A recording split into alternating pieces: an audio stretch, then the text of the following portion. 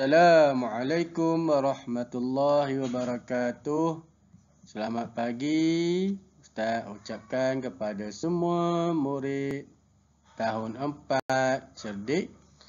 Diharap semua telah bersedia untuk PDPR Pendidikan Islam pada pagi ini. Baiklah murid-murid, hari ini kita akan belajar bidang akidah. Bidang akidah. Okey, bidang akidah kita nak belajar apa hari ini? Okey, unit 3. Okey. Siapa boleh baca perkataan ini unit 3? Apa dia? Ya, kufur. Kufur. Okey. Okey, baiklah murid-murid. Standard kandungan pada pagi ini 3.3 merumus kepentingan mempertahankan akidah daripada kufur dalam kehidupan secara beradab dan istiqamah. Ini perkataan kufur ni Ustaz tak ada nak edit. Jadi 3.1 saja bukan 3 ya. Seterusnya, objektif pembelajaran kita pada hari ini, murid dapat menyatakan maksud kufur dengan betul. Kedua, menyebut semula hukum dan dalil kufur dengan tepat. Okey, ini salah ni, min 1 saja. Tak betul, tak edit. Okey, dan yang ketiga apa dia? Mengklasifikasikan bahagian-bahagian kufur dan perkara-perkara yang menyesatkannya dengan betul. Murid-murid.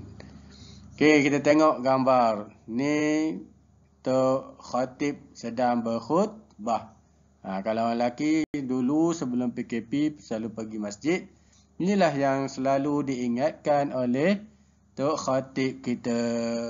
Sidang jamaah sekalian, saya berpesan agar bertakwa kepada Allah Subhanahu wa taala dengan sebenar-benarnya dan janganlah kamu mati melainkan dalam Islam. Okey, apakah pesanan yang selalu disebut oleh khatib pada hari Jumaat?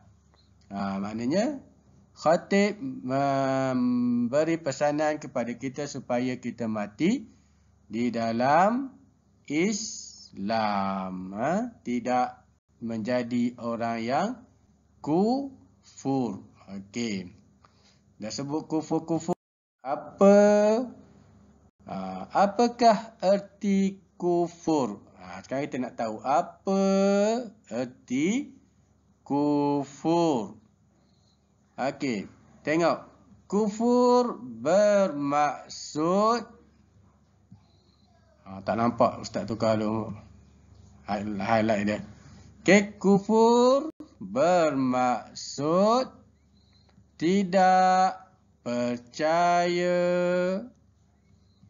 atau tidak beriman kepada Allah Subhanahu wa taala dan Nabi Muhammad sallallahu alaihi wasallam. Itu makna kufur. Kalau Ustaz tanya apa makna, apa erti, sama saja. Inilah makna dia. Kufur bermaksud tidak percaya atau tidak beriman kepada Allah Subhanahu wa taala dan Nabi Muhammad sallallahu alaihi wasallam. Itu makna kufur. InsyaAllah boleh. Okey. Soalan dia, Ustaz, apakah hukum kufur? Dia tanya hukum pula. Apa hukum kufur? Dah tahu tadi kan apa itu kufur. Kan hukum kufur. Hukum kufur adalah sesat. Sesat. Siapa yang kufur, kita hukumkan sebagai dia adalah orang yang sesat. Ni sesat. Okey. Sebab apa kita kata sesat? Sebab kita berdasarkan kepada firman Allah Subhanahu wa ta'ala. Apa firman Allah Subhanahu wa ta'ala? A'udzu billahi minasyaitonir rajim. Bismillahirrahmanirrahim. Okey, tengok. Wa man yakfur billahi wa malaikatihi wa kutubihi wa rusulihi wal yawmil akhir faqad dhalla dhalalan ba'ida. Suratun Nisa, surah yang keempat, ayat 136. Maksudnya, sesiapa kufur kepada Allah, para malaikat, para rasul dan hari akhirat, maka sesungguhnya dia sudah jauh tersesat. Okey, jadi hukum kufur adalah sesat. Sebab Allah Ta'ala yang memberitahu kita bahawa orang yang kufur itu adalah sesat. Baiklah murid-murid, kita tengok bahagian kufur. Kita tengok bahagian kufur. Ada berapa bahagian? Okey. Pertama kufur i'tiqad. Dia kufur dari segi kepercayaan dia, pegangan dia, akidah dia. Apa dia maksud kufur i'tiqad? Menolak dan menafikan ajaran Islam yang dibawa oleh Nabi Muhammad sallallahu alaihi wasallam. Contoh, tidak mempercayai kenabian Nabi Muhammad sallallahu alaihi wasallam. Kan dalam rukun iman ada percaya kepada Nabi, ada 6 rukun iman tu kan. Jadi dia tak percaya. Jadi kita namakan dia adalah kufur i'tiqad, kufur akidah. Okey, yang kedua, bahagian kedua, kufur amalan. Perbuatan dia, dari segi perbuatan dia. Macam mana dia kufur amalan ni? Menggunakan nikmat kurniaan Allah dengan cara yang salah dan berdosa. Macam mana tu? Okay, tengok. Contoh, menggunakan duit poket untuk berjudi. Maknanya dia guna duit dia untuk perkara-perkara yang salah. Berjudi tu salah. Jadi kita panggil dia kufur amalan. Sebab dia apa? Menggunakan nikmat kurnia Allah dengan cara yang salah. Allah dah bagi dia rezeki, dia salah guna. Jadi dia tergolong dalam kufur amalan. Baiklah murid-murid. Faktor yang mendorong kekufuran. Apa dia faktor yang mendorong kita jadi kufur? Apa dia faktor dia?